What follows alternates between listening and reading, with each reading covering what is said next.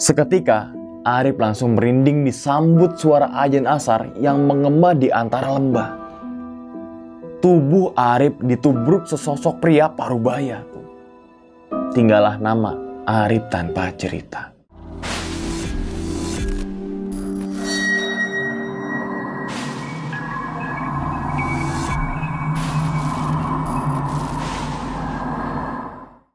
Sebelum kita memasuki ke ceritanya, gue pengen kasih tahu dulu nih ke teman-teman semua.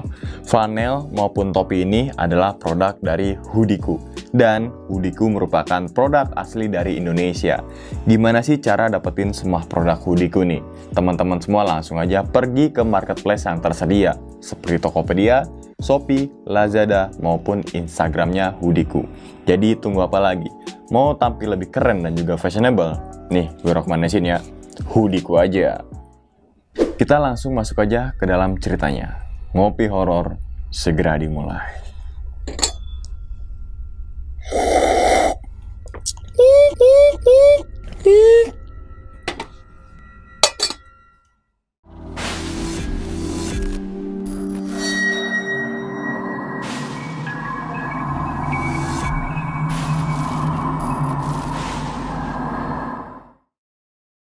Hari Senin bulan April 2006.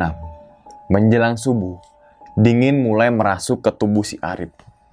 Seluruh badan itu gemetar melawan dingin dan ketika bangun, lubang hidung dan mulut si Arif ini dilapisi oleh es tipis tuh.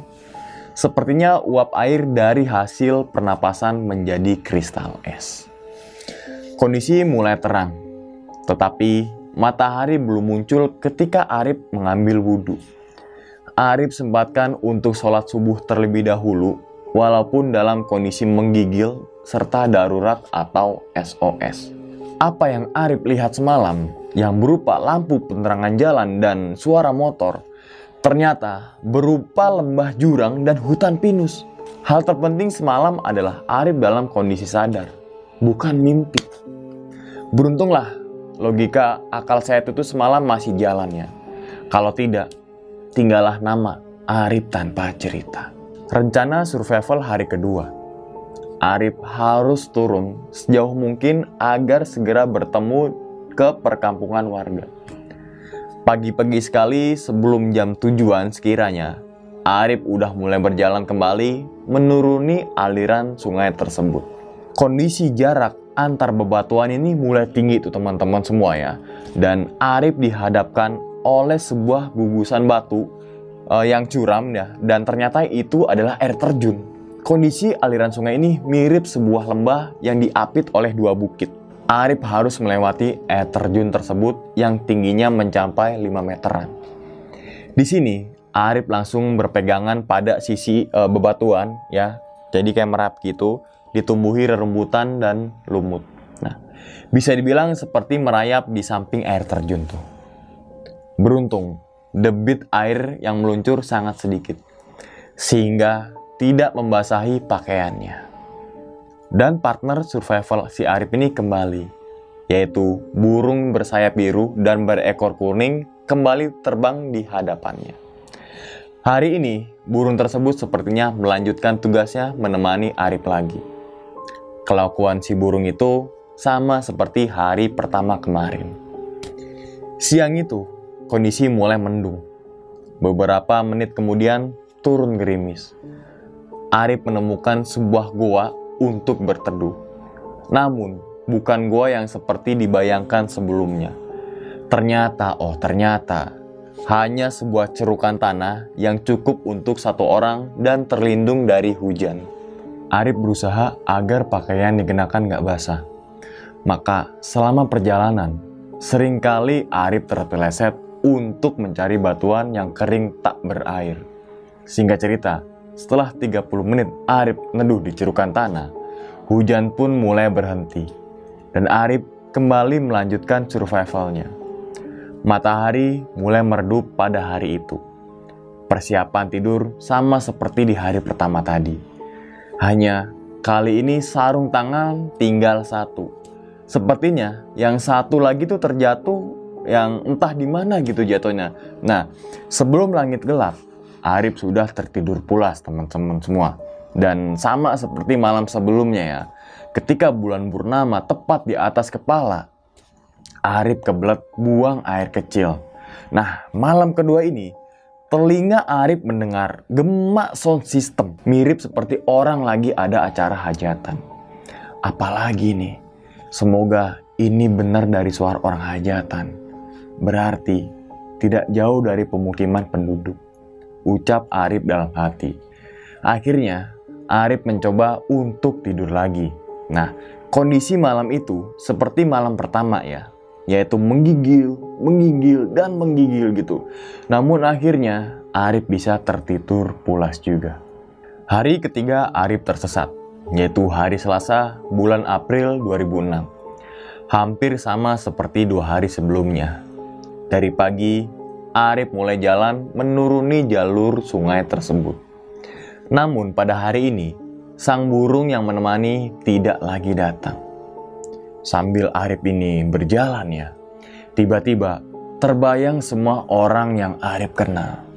Seperti keluarga, teman sekolah, tetangga, teman main, dan semuanya. Mungkin Arif kangen atau sedang dikangenin oleh seseorang. Matahari bersinar terik sejak pagi. Di tengah perjalanan, tiba-tiba Arif terpeleset dan terjatuh sambil duduk dan tercebur. Gak usah ditanya sakit apa enggaknya teman-teman semua ya. Ya lumayan sakit gitu. Ditambah lagi sekujur tubuh Arif ini basah semua. Kemudian pakaian yang basah harus Arif jemur terlebih dahulu. Setelah kering, kaosnya dijadikan celana. Kemudian celana pendek dan celana dalamnya itu yang basah, giliran dijemur tuh. Untung gak ada orang ya. Arif gak mau tuh pakaiannya basah. Karena kenapa? Karena gak tahu sampai kapan Arif bisa sampai di perkampungan penduduk. Melangkah dari satu batu ke batu yang lainnya. Jalan lagi. Sampai akhirnya menemukan jalur bebatuan curam berlumut yang gak mungkin Arif lewatin.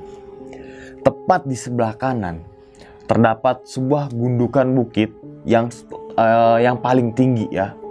Dan sengaja Arif memilih menaiki bukit tersebut. Untuk apa sih? Untuk melihat harus memilih jalur ke arah mana. Jarak bukit tersebut yang ternyata namanya Gunung Limas hanya sekitar 25 meter dari jalur sungai. Kondisi jalur tersebut gak terlalu menanjak. Akan tetapi kondisi fisik Arif semakin melemah yang membuatnya seperti berat dan jauh. Begitu sampai di puncak bukit tersebut, alhamdulillah, Arif bisa melihat rumah-rumah penduduk, villa, hotel, jalan raya, pos perizinan, dan jalur pendakian yang harus Arif lewatin. Meskipun jaraknya masih terlihat jauh. Seketika, Arif langsung merinding disambut suara azan asar yang menggema di antara lembah. Maha suci Allah, Arif masih diselamatkan. Subhanallah. Di bukit Gunung Limas tersebut, ada satu-satunya pohon yang kering tanpa ada sepucuk daun sama sekali. Tinggi pohon itu berkisar 5 meteran ya. Nah, Arif ini sengaja naik ke pohon tersebut untuk mencari jalur yang akan Arif lewati selanjutnya. Pandangan di atas pohon akan lebih jelas dan jangkauannya lebih jauh. Ketika Arif masih di atas pohon, Arif sudah berencana untuk mencari lokasi tidur pada malam itu. Badan Arif ini udah lemas dan lelah karena jalan seharian teman-teman semua. Dari kejauhan sekitar jarak pandang 2 km, ada segerombolan barisan berwarna orange berjalan menuruni sebuah bukit.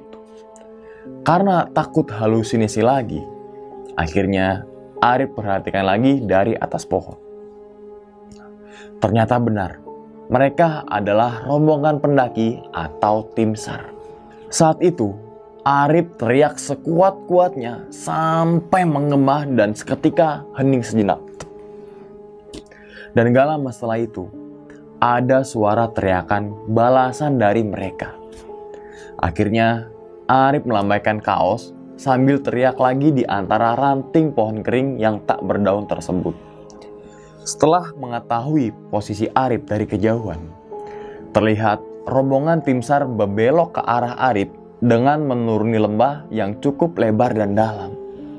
Kondisi Arif saat itu masih berada di atas puncak bukit yang dikelilingi jurang dan lembah yang hampir mengelilingi sepanjang mata memandang. Kondisi jalur pendakian normal yang seharusnya dilalui para pendaki berada pada gugusan bukit yang terpisah lembah. Sehingga untuk bisa kembali ke jalur pendakian, Arif harus menuruni lembah dan jurang yang sangat jauh. Kenapa dibilang sangat jauh? Karena gambarannya adalah segerombolan tim SAR berseragam orange hanya terlihat seukuran garis orange tebal. Singkat cerita, sebelum rombongan tim SAR sampai, tiba-tiba terdengar suara, "Mas Arif, Mas Arif, Mas Arif." Pada waktu itu, yang hampir bersamaan, botol air mineral yang Arif bawa jatuh dan masuk ke jurang. Nah, kemudian Arif langsung turun dari pohon tersebut dan ternyata ada 5 penambang belerang dan penduduk lokal yang menemukan Arif pertama kali. Mereka adalah tim SAR dadakan yang sengaja mencari keberadaan Arif. Pemimpin SAR dadakan ini adalah Bapak Koiron. Salah satu dari mereka juga menemukan selayar hijau yang sengaja Arif tinggalkan di sebuah pohon di hari pertama Arif tersesat. Makanan pertama yang disodorkan pada saat itu adalah singkong goreng. "Ya Allah, nikmatnya setelah 3 hari perut kosong," ucap Arif. Setelah merasa cukup, Arif meminta air kepada Pak Koiron. Ternyata mereka juga kehabisan air minum. Gitu kan, Arif cuma bisa menelan ludah, apalagi habis makan singkong goreng. Kebayangkan seretnya kayak gimana. Nah, akhirnya Arif dan 5 orang tersebut mulai berjalan mencari jalur ke arah perkampungan terdekat. Sebelumnya, ada seorang anggota SAR dadakan mencari sinyal untuk memberikan kabar ke basecamp perizinan. Tahun 2006, provider masih pelit sinyal. Hanya sinyal ponsel CDMA yang mampu memberikan kabar kondisi dan lokasi mereka. Akhirnya diputuskan akan turun ke perkampungan terdekat, yaitu PLLH Tretes. Artinya, Arif tidak kembali ke pos pendakian awal seperti start pendakian di hari pertama kemarin. Tepat di bawah bukit yang Arif gapai tadi, ternyata terdapat air terjun, yaitu bernama air terjun Alap-Alap. Sehingga beruntung sekali ya, Arif berpindah jalur menuju bukit Gunung Limas tersebut. Sebagai korban atau survivor, jangan bayangkan proses evakuasi dilakukan menggunakan tandu atau semacamnya. Tapi Arif harus jalan kaki juga. 2 orang bertindak sebagai pioner dengan membawa parang gitu kan, dan membuka jalan gubrak gitu kan. Dan sedangkan Pak Koiron, Arif dan 2 yang lain berada di belakang. Nah, setelah sejam kemudian terdengar teriakan dari belakang.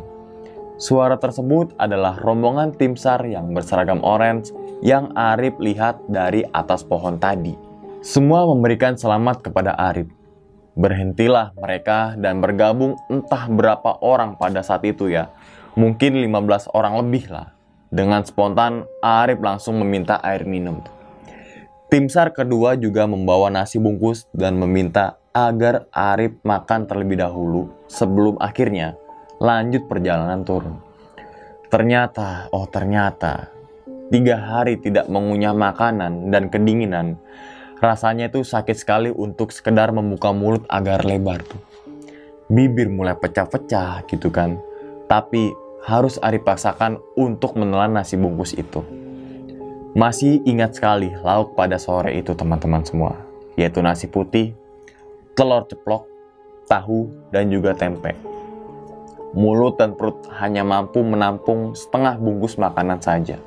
Akhirnya, Arif bersama tim SAR melanjutkan perjalanan turun lagi, dikarenakan langit mulai gelap. Perkiraan saat itu di jam 5:30 sore. Meskipun tubuh Arif udah kemasukan makanannya, akan tetapi badan lelah dan fisik mulai drop. Sepanjang perjalanan, Arif digandeng oleh Pak Khairon itu. Selain itu juga, Arif menggunakan sepatu karet milik beliau demi mengusir lelah dan kantuk.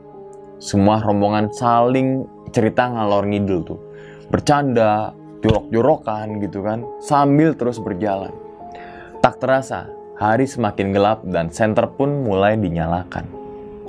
Entah sudah jam berapa mereka berjalan, suara adzan maghrib pun mengumandang ketika mereka masih di tengah hutan.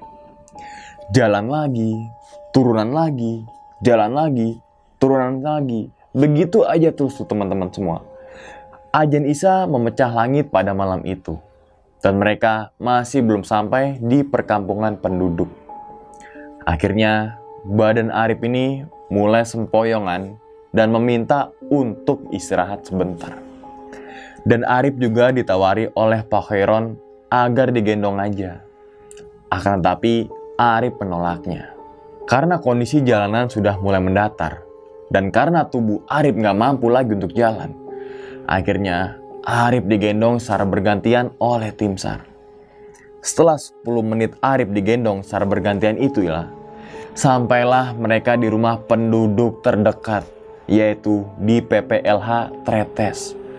Alhamdulillah ya Allah, ucap Arif bersama tim SAR lainnya. Ketika baru saja Arif duduk di teras rumah penduduk, tiba-tiba tubuh Arif ditubruk sesosok pria parubaya yang memeluk sambil menahan nangis. Ternyata beliau adalah kepala sekolah Arif. Baru kemudian orang tua dan paman datang. Rasanya campur aduk teman-teman semua. Dan Arif merasa bersalah karena sudah merepotkan dan membuat cemas banyak orang. Arif langsung rebahan di sebuah ruang tamu dengan diselimuti kain tebal. Pertolongan pertama pada saat itu adalah dibuatkan minuman madu yang hangat. Campuran madu tersebut cukup membuat tubuh Arif kembali normal meskipun masih sangat lelah. Singkat cerita, ada satu mobil datang yang membawa Dan Ramil dan Kapolsek setempat serta ketua tim SAR. Ternyata ada sebuah seremonial singkat bahwa Arif sebagai korban telah diketemukan dan dikembalikan ke keluarganya. Kondisi penerangan cukup gelap ketika itu. Lebih dari 25 orang lah berada di sana ya. Nah, setelah Arif diserahkan kepada keluarga, Arif segera masuk ke dalam mobil dan berencana langsung ke rumah sakit. Singkat cerita, tepat di jam 10:30 malam, sampailah Arif beserta tim SAR di rumah sakit. Sebenarnya Arif ini menolak teman-teman semua. Lebih baik langsung pulang ke rumah aja. Arif gak mau memperkeruh dan mendramatisir semua ketika harus diinfus dan diopname. Meskipun kondisi kedua kaki dipenuhi luka gores, mulai dari lutut sampai ke bawah. Rasa perih baru terasa ketika dibersihkan oleh alkohol dan juga antiseptik. Nah, 2 jam berada di ruangan tersebut. Akhirnya hasil lab membuktikan bahwa Arif normal dan diperbolehkan untuk pulang ke rumah. Tepat di jam 1 dini hari, sampailah Arif di rumah. Ternyata, penuh dan banyak orang yang menyambut kedatangan Arif. Sekali lagi, mohon maaf sudah merepotkan dan membuat cemas banyak orang. Itu aja teman-teman semua cerita dari Arif ketika tersesat 3 hari di Gunung Welirang. Dalam cerita kali ini mungkin tidak terlalu seram akan hal-hal gaibnya. Tapi banyak sekali hikmah yang bisa kita ambil. Bayangkan teman-teman semua, ketika teman-teman berada dalam kondisi yang Arif alami. Subhanallah ya. Apa sih hikmah yang bisa kita ambil dari cerita si Arif ini? Yang pertama adalah, gimana pun kondisi kita, dan gimana pun kondisi tim kita harus berjalan secara berdampingan dan jangan sampai terpisah rombongan. Karena kecepatan dalam sebuah pendakian adalah tergantung teman kita yang paling lama jalannya. Terus yang kedua apa sih? Yang kedua adalah manajemen logistik harus disiapkan secara matang. Lebih baik kita membawa logistik lebih. Contoh, pendakian 2 hari. Kalian bawa logistik selama 3 hari. Untuk apa sih?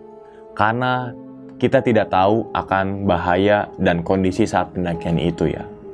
Yang ketiga, kita harus menguasai teknik survival.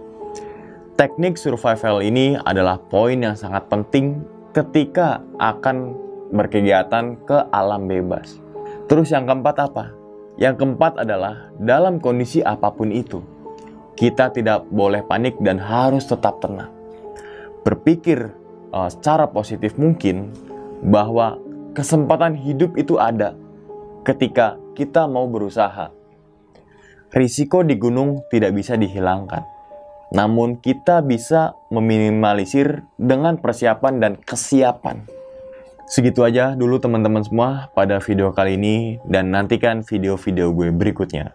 Hal gaib itu muncul ketika sugesti kita buruk. Wassalamualaikum warahmatullahi wabarakatuh. Selamat beristirahat.